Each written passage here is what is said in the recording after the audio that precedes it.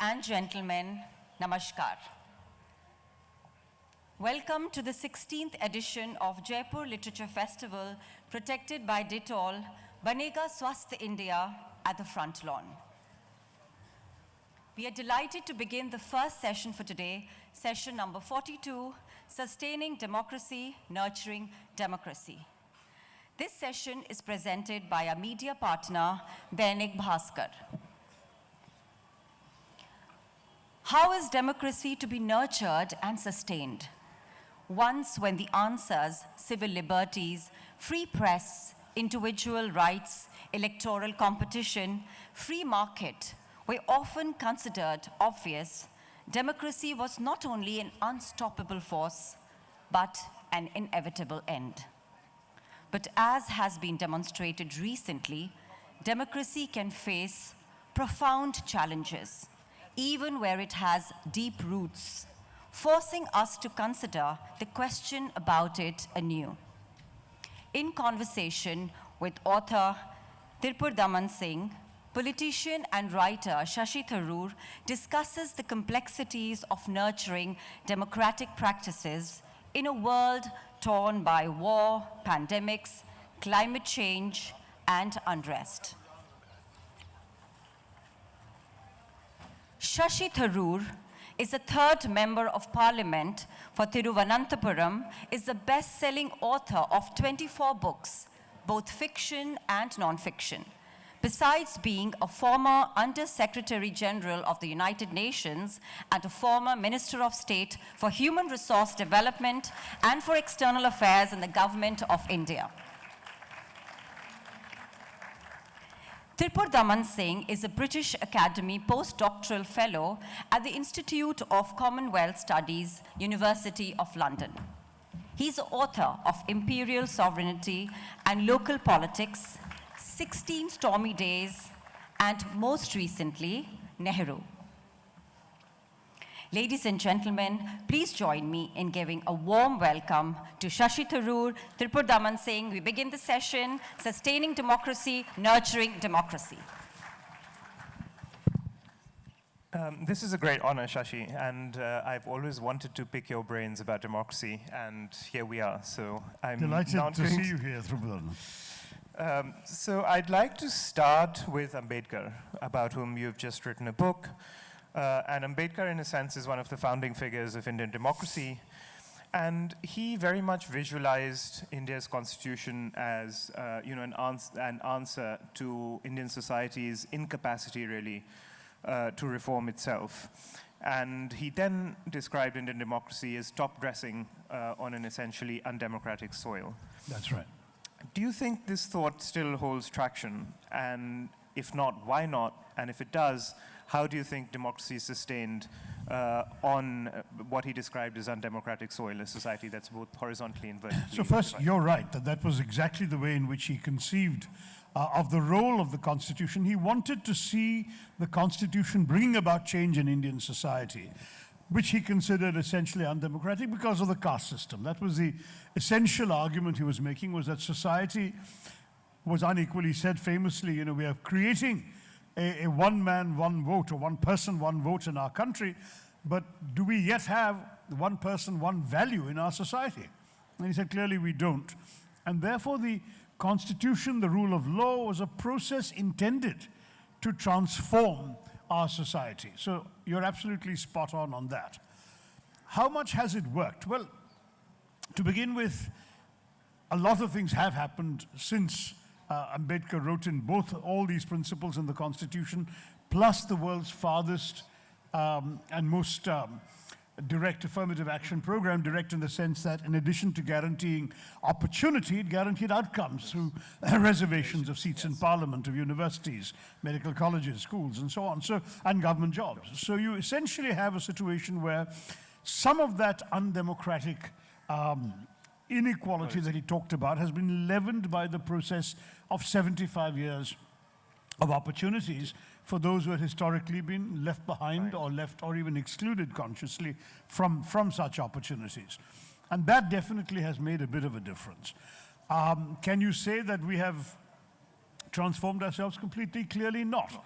once caste became an instrument for political mobilization, caste as an idea became entrenched in a way that people like Nehru never imagined and people like Ambedkar would have wished never happened. That is that Nehru talked about caste disappearing as a relevant concept, and Ambedkar talked about annihilating caste, and neither of those has happened, and of course, caste consciousness is very great. On the other hand, Gandhi's idea was caste would always be there, but it should not be interpreted as meaning that one caste is superior to another. Let all castes exist, but they are just what they are. They're not above the other. There, I think there's been some sense of progress politically. No one preaches casteism in the sense of caste superiority very much anymore.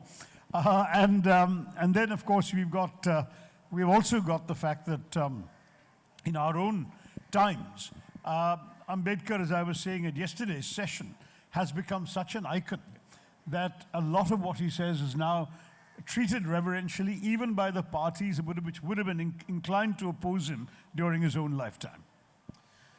It's interesting that you talk about caste as a method of, or a tool of electoral mobilization. And I think that's really something that we need to think a bit more deeply about. So when you do see, a lot of caste-based outfits which mobilize for politics, a lot of this mobilization happens beyond the formal structures of democracy. So a lot of it is mobilization happening on the streets, mobilization happening beyond purely electoral politics.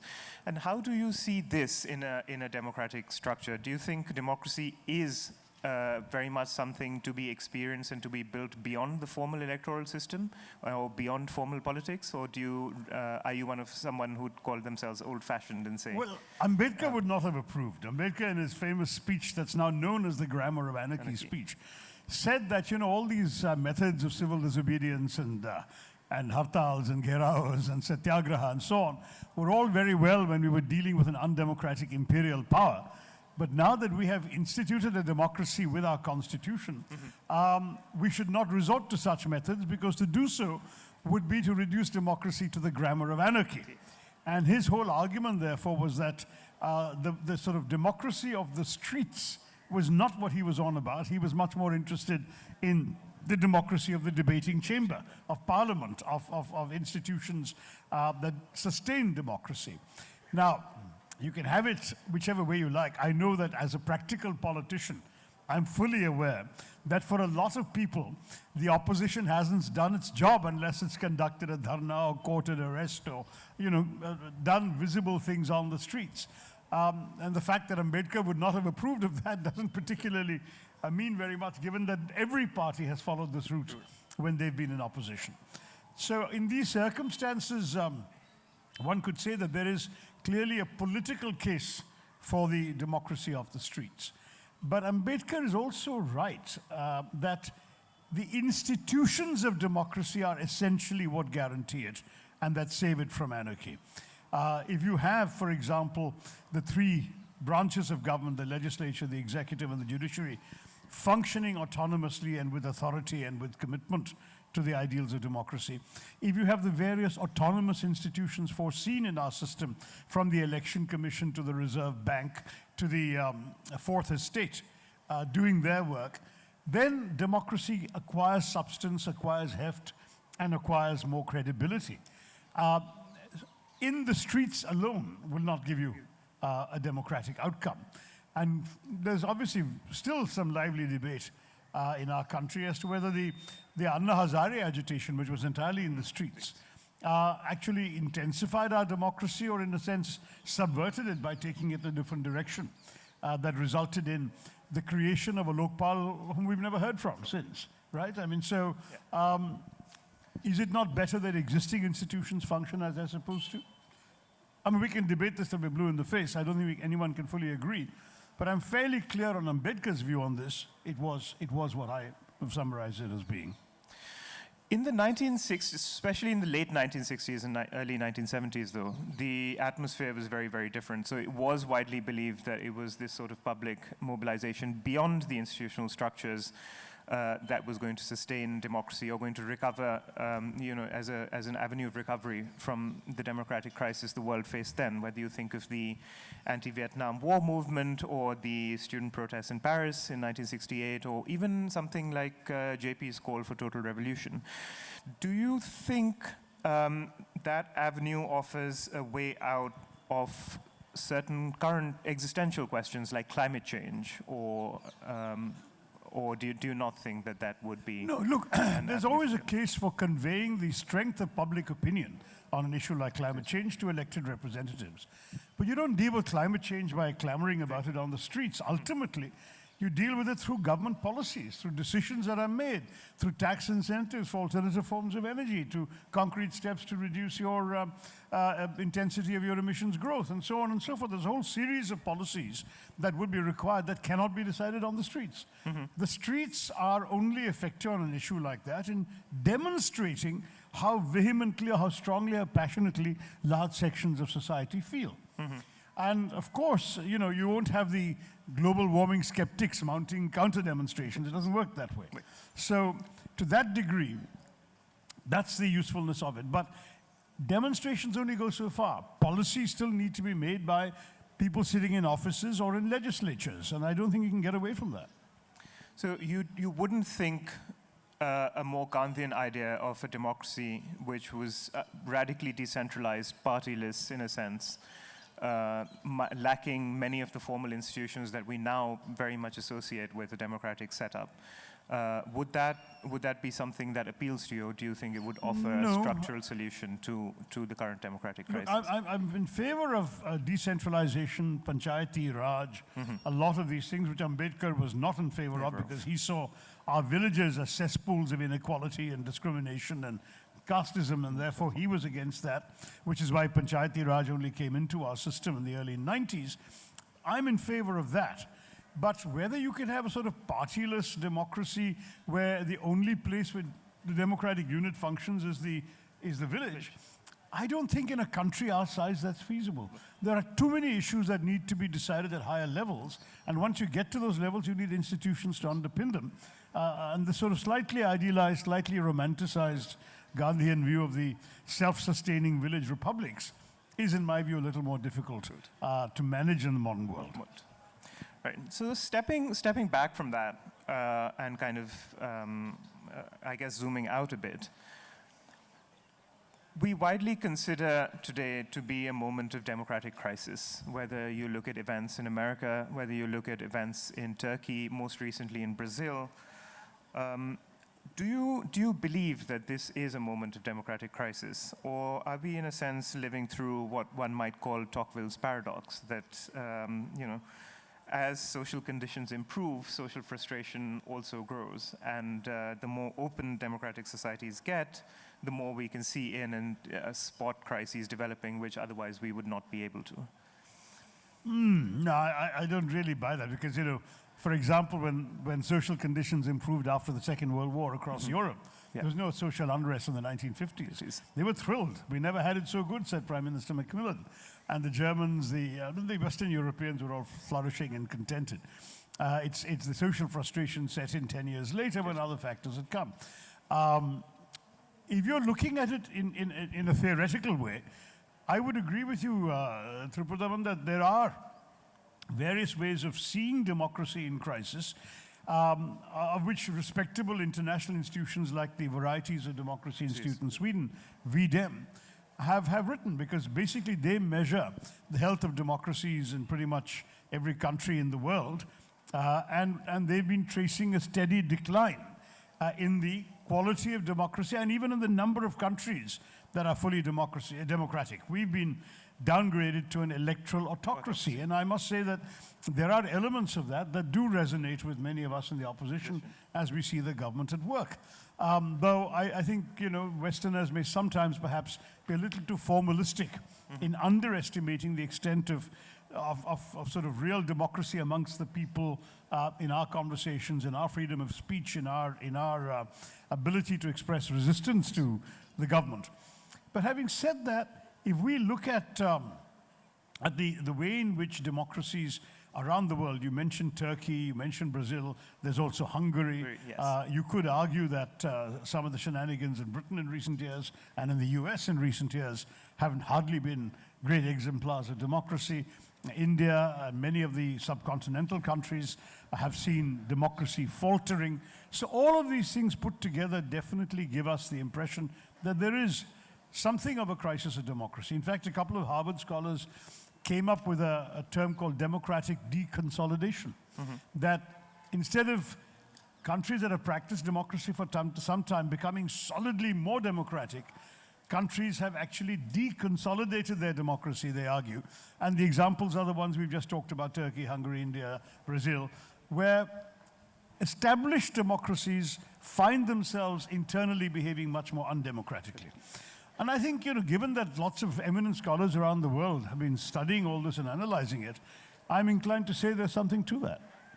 Do you think that's necessarily a crisis of democracy, or is it only a crisis of liberalism? Is there something normal and natural in twinning liberalism and democracy? Liberal democracy, that's the twinning.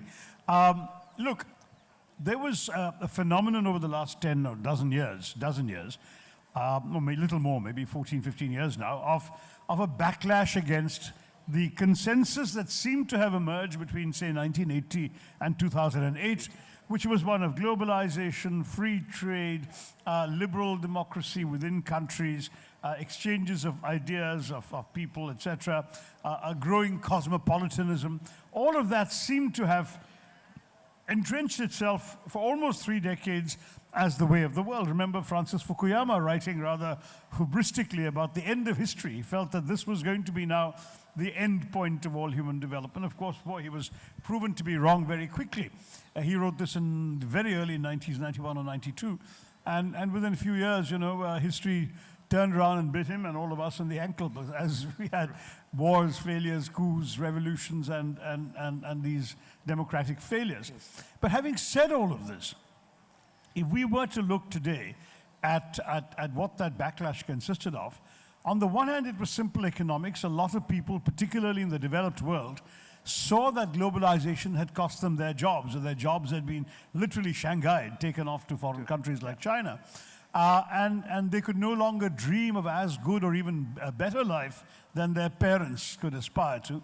And so there was an understandable economic backlash, which in turn helped elect populist politicians who reflected that and wanted to bring jobs back home and introduce more protectionism and so on. So an anti-globalization in the economic sense.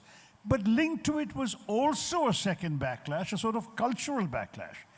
And that was against the other stuff that had come along with globalization, such as liberal cosmopolitanism, such as immigration, such as more and more people crossing borders with ease, who looked different, sounded different, and so on from everyone.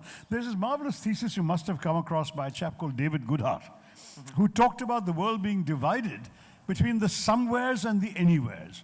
He said the anywheres are people who can sort of flit from business class lounge to 5-star hotel, any part of the world, and be comfortable. The sort of Davos man who sits in boardrooms and corporate offices and essentially makes decisions in Tokyo that he would easily make in Milan or in Bombay for that matter.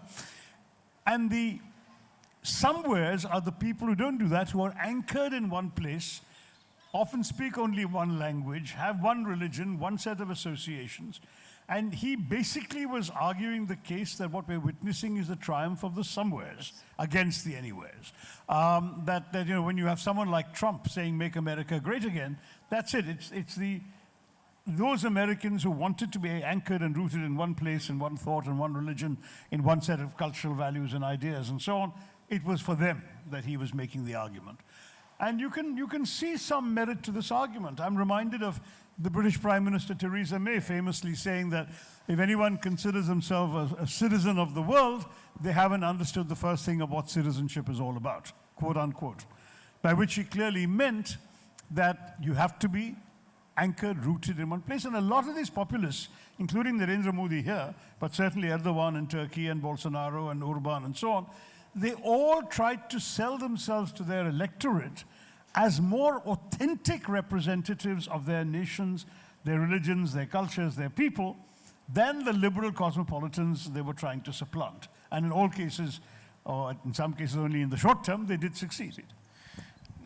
Well, it's interesting, of course, this is a very classic blood and soil argument, but it's interesting that you mentioned Fukuyama and the end of history, because more recently Fukuyama has been talking about the democratic crisis being caused by, in a sense, excessive political mobilization around particular issues, which allows small sectional interest to really mobilize and influence politics in a way that would not have been possible, say, 30 years ago or 40 years ago. And the outcome of that is that of what he sees is, because the average voter is, in a sense, not incredibly well informed about a host of issues and not incredibly particularly interested in a host of issues, very narrow political mobilization allows politics to drift onto increasingly extremist paths. And do you see this as, I guess, it could be one of the pitfalls of democracy is that it allows this kind of mobilization. Would you agree with Fukuyama? No, look, you're partly right, but that also then legitimizes more authoritarian responses when the government's in place. If you see sectional interests mobilizing for what most of the public would see as a specific, narrow, or sectarian end, then a more authoritarian government can crack down in the name of the collectivity against the sectional interest. So it cuts both ways. True. That's very much true. I guess this is a question that's also very relevant to India, where it's very easy to articulate this position that there's a variety of sectional interests and there's a variety of sectarian interests, and to generate a kind of proto-authoritarian response. And Ambedkar was very interesting in this because like Nehru and like Patel and others, Ambedkar was very much in favor of a kind of overarching executive which would really command the state. And so what is this? Do you think there's a structural problem in India with this question? No, because I think the direction over the last 75 years is pretty clear. Ambedkar was interested in a strong unitary, or at least a strong central state. Though we were federal, it was very much written as a quasi-federal constitution. And Ambedkar was interested in top-down development because he felt that all the prejudices, all the bigotry that he associated with caste discrimination and so on, were at their worst at the bottommost levels. Where ignorance and bias and prejudice and so on reigned was, he felt, in the villages and at the bottom of society. And therefore he wanted sort of the enlightened people like himself to sit in a place like Delhi and bring about change from the top. Now that's something we can argue about. I have expressed it with reservations in the book. But the truth is that that is essentially what has happened since then. Even Nehru, who was a fundamentally democratically inclined person and who, eschewed many possible options to take India in a more autocratic direction, even Nehru insisted essentially upon a sort of tutelary approach. He used a lot of his public rallies to be educating people in their democratic rights and encouraging them to be conscious of democratic institutions and so on. So my own argument on this would be, frankly, Tripurdaman, that I think we're looking at an India which over the last 75 years has become more governed by what the Tamil Nadu government would prefer to call the union government rather than the central government. But that's where most of the authority, I think, resides, and it would be difficult to escape the fact that the evidence is all on that side of the argument. Panchayati Raj has made a modest amount of difference, but our village panchayats control fractional budgets, have much, much less authority. They're mainly useful for things like village development works, roads, drainage, lighting, wells, that sort of stuff. Anything more substantive and serious goes up the chain to the states and then to the center. And so our country is definitely increasingly a centrally directed state. But given that it is increasingly a centrally directed state, and a lot of this centralization and a lot of executive authority is already, in a sense, written into the Constitution. So this is something that I've argued about before. Look at something like the provisions which allow the Indian executive to pass ordinances, right? So this is a kind of legislative power that is unseen anywhere else in the world. But which we inherited from the British.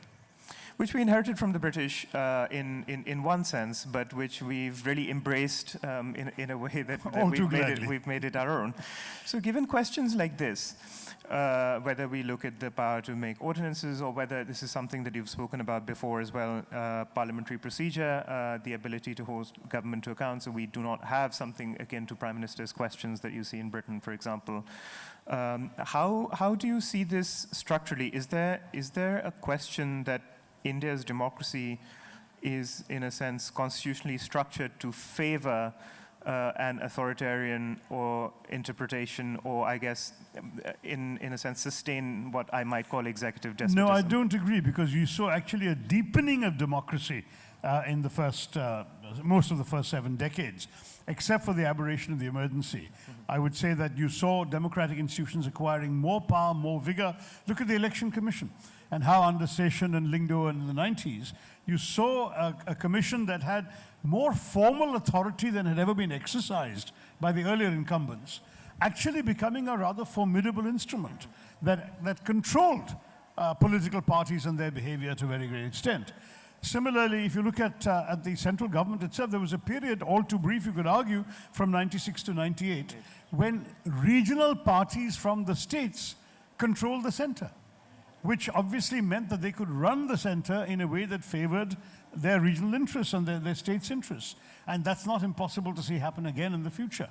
I mean, I think recognizing over the broad sweep of Indian history that you've had both periods of one-party dominance as we have now, and periods of minority governments supported from the outside, and a brief period of regional parties running the central government, all of those options remain available in the system we have.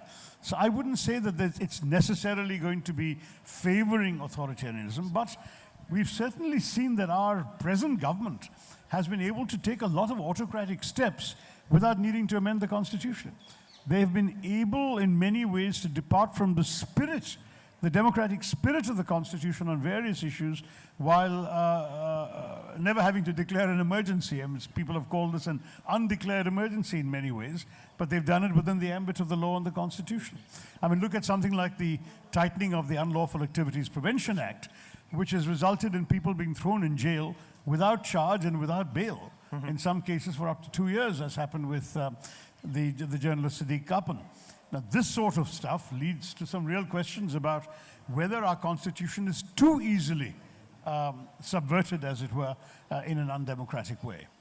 And what about the ability of Parliament to hold government to account? So we don't have, in a sense, the adversarial relationship that you see in a presidential system like America, where, in a sense, the executive is completely and entirely dependent on the legislature for funding and so on and so forth. And given that the executive emerges out of the legislature in our system, how would you consider? Would you consider India's parliament a success in holding the government to account? Not anymore. No, I think in the 50s it was, and under Nehru we had a parliament that could even, where the ruling party's members could challenge their prime minister. We saw a finance minister being forced to resign over a scandal exposed by a Congress backbencher. We saw the prime minister having to be accountable to Parliament even during an ongoing war, the 62 China War. We've seen all those examples, so it was a very different story. Today, I'm sorry to say, and I've said this before, I've said it in Parliament as well, that our government has successfully reduced Parliament to a notice board and a rubber stamp. I know that's a really mixed metaphor, but that's what happens. It's a notice board for the government to announce whatever it wants to do, and it's a rubber stamp because their crushing majority obediently passes every bill in exactly the form it's come from the cabinet. And there's simply, it doesn't matter what you say in the debates, which wasn't the case in the past. As recently as the UPA government, I can remember a debate involving something to do with the Ministry of Health, some health bill, where opposition medical doctors raised some interesting points. And our then Health Minister, Ghulam Nabi Azad, said, fine, I'm going to take the bill back and come back with appropriate amendments, and he did.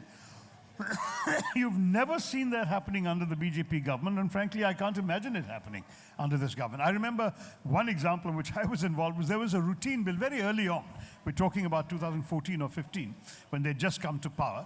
A routine bill whose preparation had actually begun in our time, which said that every industry or company of a certain size would have to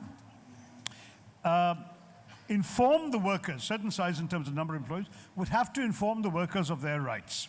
Now, the bill as it came from the BJP government to the parliament simply said would have to inform the workers in writing of their rights.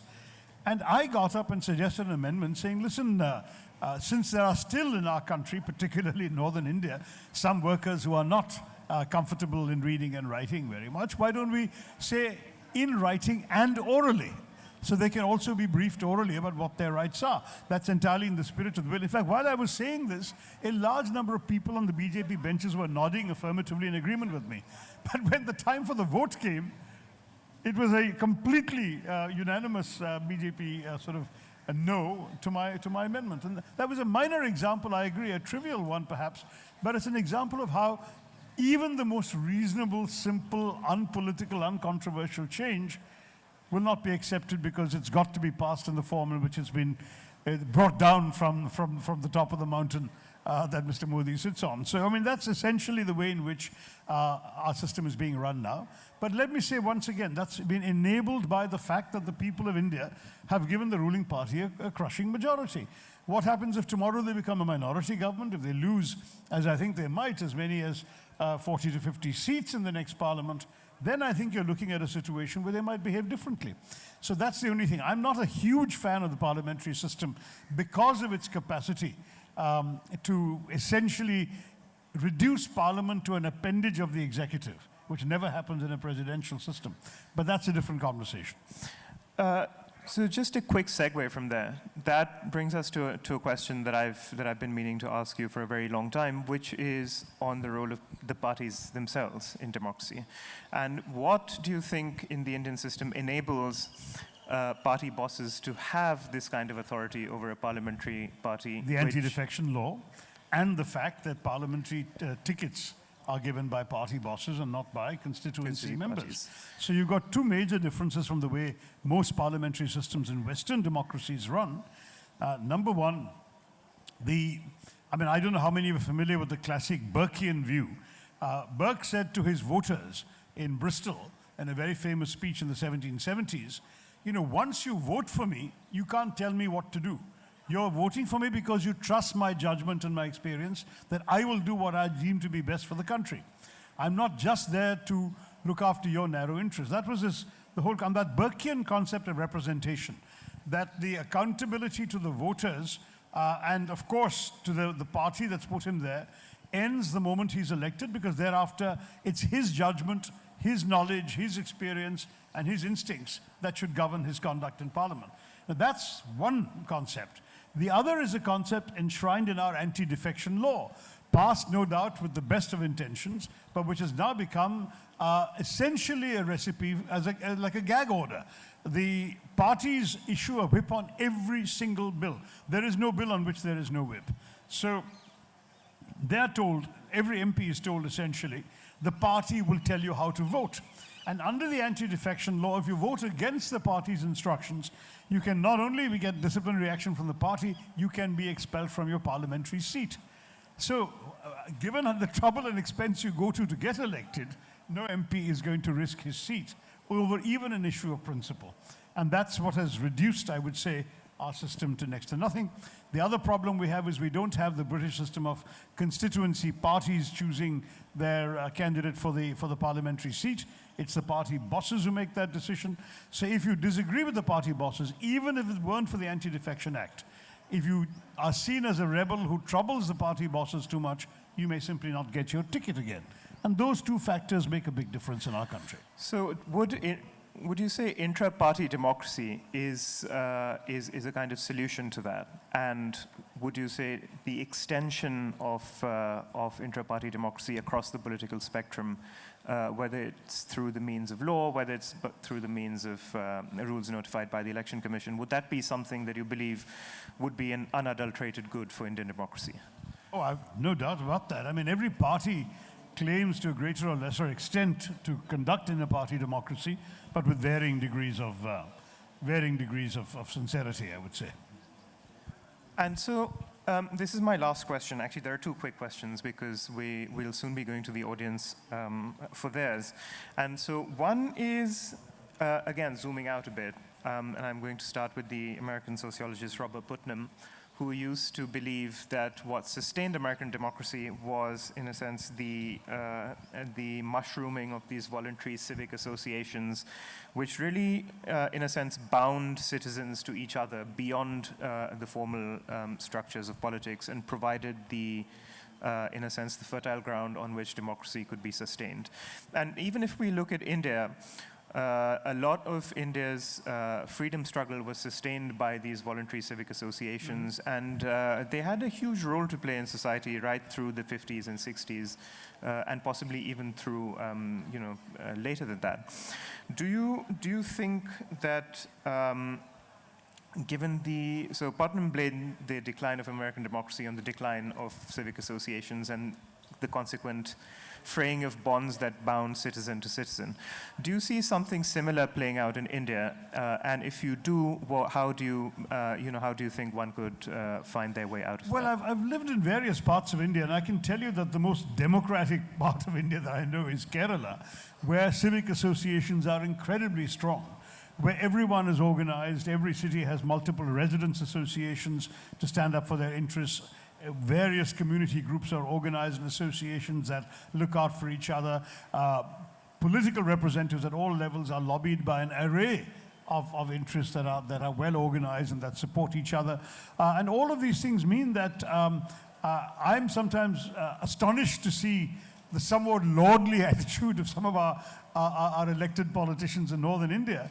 In a place like Kerala, I can assure you, we are left in no doubt that the voters own us. They're the bosses. They tell us what they want us to do. It's exactly the opposite in many parts that I've seen of the North. So there's no question that civic society does underpin democratic efficacy, and no question about that. And the other thing it ensures is community participation. So with something like the COVID pandemic, you actually had in Kerala a tremendously active civil society backing the efforts of the government to curb the pandemic, to promote vaccinations, to maintain in-home isolation. Kerala was the only place in India you could see if somebody was forced to be locked down but had no family member to supply them with provisions. You would find cops getting on their bikes, as it were, picking up rations and delivering them to people's homes. I mean, things like that, which were quite remarkable. But that's because people in Kerala feel they can demand such services from their authorities, and they can get them. Now, to my mind, in the West, there's been more and more individual atomization and alienation by various other social factors, including the breakup of the family, including the advent of the internet, and individuals essentially being able to cocoon themselves in their own worlds. And I suspect with augmented reality, virtual reality, and so on, people can entirely live in their own internet universe and not even function in the real world anymore. In the West, we are far away from that in India. So I don't think we're in quite the same place as Putnam describes in the West. But I would argue that we in India should be attentive to the risks of such things and ensure that we can actually encourage more civic participation. There was, in fact, an unrelated study, Ashutosh Varshney at Brown University, studying communal riots and studying pairs of cities of comparable demographics where one had a history of riots and the other one didn't, identify precisely the existence and functioning of civic associations that cut across religious and caste lines in those cities that didn't have riots versus their relative absence in cities that did have riots, which is an additional reason why we should encourage this. So we're down now to our last just under 10 minutes. So we're going to take this to the audience. Would anyone have any questions? Quite a few hands up. I think I'll have to do some quick choices. Is there a mic in the audience? There's that lady in the middle of the aisle. Yes, carrying if a you mic. could give it to the gentleman in front in the green who has his hand up.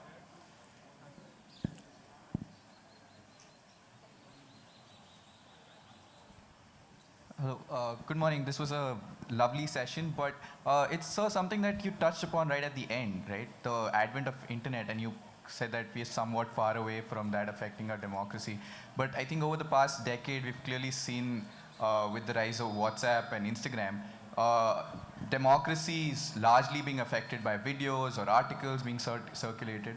Where do you envisage democracy heading with, say, this unfiltered barrage of information which is unvetted, unsourced, and has the ability to go down to vernacular languages influencing the electorate? Do you believe that the future would be able to counter this, or what do you believe that our democracy should be considering while taking on this? Well, look, I mean, the joke nowadays is that if you don't read the news, you're uninformed. If you read the news on WhatsApp, you're misinformed. I mean, that's essentially the choice a lot of people seem to have. But at the same time, there's nothing preventing others from also putting better information out on WhatsApp as well. One of the curious paradoxes is precisely the consolidation of groups according to pre-existing biases has created WhatsApp groups that are echo chambers, that essentially hear their own biases being repeated to them. That includes quote-unquote false facts, which is an oxymoron, as well as the kind of information that you're decrying, and which I agree with you. I suppose at the end of the day, democracy will be sustained by which narratives are accepted by most people. And that means that calls for a better educated electorate, for people to be more aware of the fact that they can be so easily manipulated. More rigorous exposés by fact-checking organizations, and more efforts, it seems to me, to ensure that people are educated. There's been a very interesting experiment in one of the Kerala districts by a district collector to actually teach children how to be alert to the possibility of misinformation on the internet.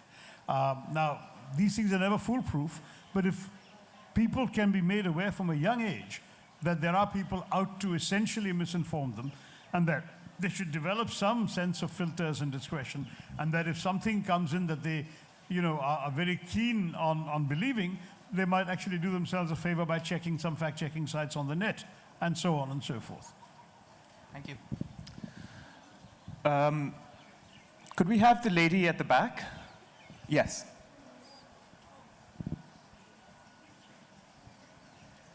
Yeah, we're together. So just a question for Mr. Tharoor. You referred to Dr. Ashutosh Varshney, and he wrote a paper, Jim Crow Hindutva, and wanted to know your thoughts on that, because it has drawn a lot of criticism and also appreciation of the kind of, finally, he has distinguished between the situation that is happening in India. So what are your thoughts on that, if I may? Well, I think the only criticism you can make is that in a country of 1.4 billion, that perhaps a dozen lynching incidents should be seen in perspective. Otherwise, what he wrote is absolutely accurate. There have been lynchings in the name of Hindutva. People have been tied to trees and flogged to death and made to say Jai Shri Ram till they died, right? I mean, this has actually happened.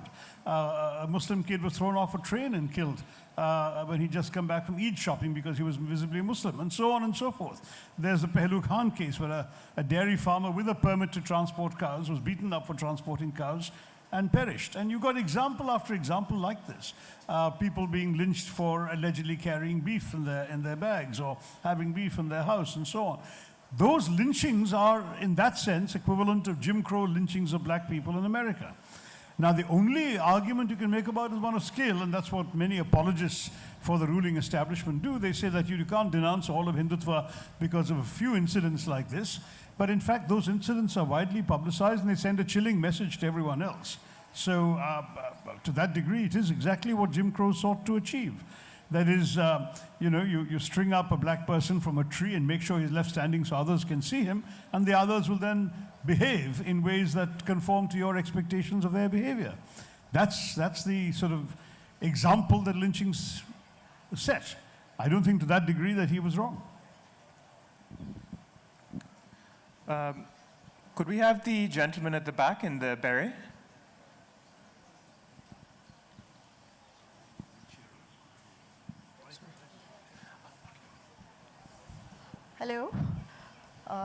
Sir, I'm Manjeet from Haryana.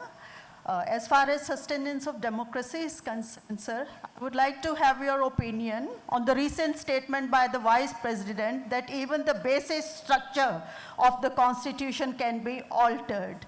So where would it lead to if there is alteration in the basic structure of the Constitution? Well, and secondly, sir, if caste is intact, caste superiority also would remain intact. So it is, I feel that if there is caste, then we cannot say that all caste, they would be equal. It has to be annihilated, I think, as far as the democracy is concerned. Thank you. I don't disagree with you or Dr. Ambedkar that caste can be inherently undemocratic, but that's a different argument.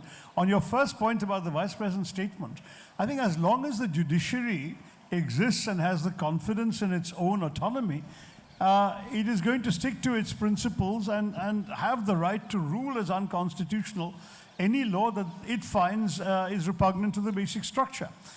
By that logic, then, if you want to change the basic structure, you'll have to convene a constituent assembly and write a new constitution, which surely nobody in their right mind is going to contemplate doing. So I think, we are stuck with the basic structure, unless, of course, you give yourself, over the years, a more pliant judiciary that decides to undo its own doctrine, because the basic structure is a doctrine of the judges, not of the Constitution. The gentleman in front. Shashi sir, actually, democracy, according Lincoln, for a people, by a people, of a people. But in India, Nehru make some line, and Ambedkar increase that line. So changing is the law of nature, but at time, few days back, you have get fracture and visit parliament. So you see, think is different that time, because there is no gate for entering parliament. So 1.42 billion out of this approximately more people are differently level facing differently things. So they have no inclusive environment in politics and so many things. So how can you see? I understand. You're talking about differently abled people. I see you yourself are in a wheelchair, and I do feel that our system has not been entirely fair to you, because people like you do not have access even to many government institutions, though our law requires every government institution to have ramps and so on to give you the access as a matter of right. I can see right here, we're sitting next to a wonderful site in the JLF that you cannot access because it just has steps and you have to ask somebody to carry your wheelchair up for you, which is that a ramp? I don't see one. There's a ramp behind? It's not visible from here, but okay, I'll take your word for it, ma'am. Glad then that there is a way you can go in from the back. But all I can say is that too many of our public buildings do not have this sort of thing. And of course, there are other kinds of challenges faced by the visually challenged, by the orally challenged, and so on. And our system really has to be, we have a lot of good laws on the books. It's the implementation that is the problem. And I can give you one example, is there's actually supposed to be a quota for people with disabilities in government jobs. It's almost never filled. And there are many, many people write to me as an MP saying they've applied, they've got all these qualifications, but even though those positions meant for people in their situation are vacant, they're not getting the job. So a lot more has to be done in terms of actually implementing the existing laws. It's not so much a question of changing laws. I think we're completely out of time, so we can't take any more questions, but Dr. Tharoor will be available later to sign books and copies for anyone who might want to. Thank you, Tripurdaman. Thank you, Shashi. Great pleasure. Question. We would like to thank Shashi Tharoor and Tripurdaman Singh for this riveting discussion. We thank Dainik Bhaskar for the support. Please join me in giving a huge round of applause for Shashi Tharoor and Tripurdaman Singh. Shashi Tharoor will be signing books at the book signing kiosk on my right-hand side.